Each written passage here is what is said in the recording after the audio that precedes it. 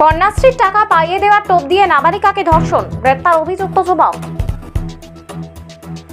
স্কুলের কন্যাশ্রী প্রকল্প পাইয়ে দেওয়ার টোপ দিয়ে এক স্কুলছাত্রীকে ধর্ষণের অভিযোগে এক যুবককে গ্রেপ্তার করল পুলিশ। ধৃতের নাম নাজমুল হক। ঘটনার তদন্ত শুরু করেছে পুলিশ। ধৃতের বিরুদ্ধে ধর্ষণের মামলা রুজু হয়েছে। স্থানীয় সূত্রে খবর, নাজমুল এলাকায় তৃণমূল কর্মী নামে পরিচিত। স্থানীয় একটি পঞ্চায়েতের তৃণমূলের উপপ্রধানের ঘনিষ্ঠ। এমনকি ওই পঞ্চায়েতের বিভিন্ন কাজকর্ম সে দেখাশোনা করে। বছর 33-এর নাজমুলের সঙ্গে বছর দুয়েক আগেও স্কুল ছাত্রীর সম্পর্ক তৈরি হয়। অভিযোগ, ওই নাবালিকাকে কন্যাশ্রী প্রকল্পের সুবিধা পাইয়ে দেওয়ার নাম করে বিভিন্ন হোটেলে নিয়ে গিয়ে একাধিকবার ধর্ষণ করে নাজমুল। আমার মেয়েকে নিয়ে মহিলাদের দ্বারা বিভিন্নভাবে ফোন আসতো, এরকম মেয়েদের দ্বারা ফোন এসে তার মোবাইল ঝোলাই করে ওই দিন তার আমার মেয়ের স্কুলতে ফেরার পর ওকে ফোনের মাধ্যমে ডেকে নিয়ে চলে যায়।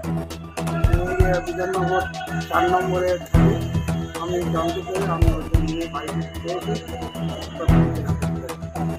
আপনি কি চাইছেন? আপনি কি চাইছেন? আমি চাই অপরাধীকে সাজা হোক। আপনার নাম?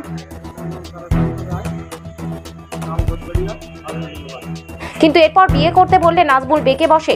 এরপরই নাবালিকার পরিবারের তরফে ধোলাহাট থানায় অভিযোগ দায়ের করা হয়। সেই অভিযোগের ভিত্তিতে অভিযুক্তকে গ্রেপ্তার করে ধোলাহাট থানার পুলিশ।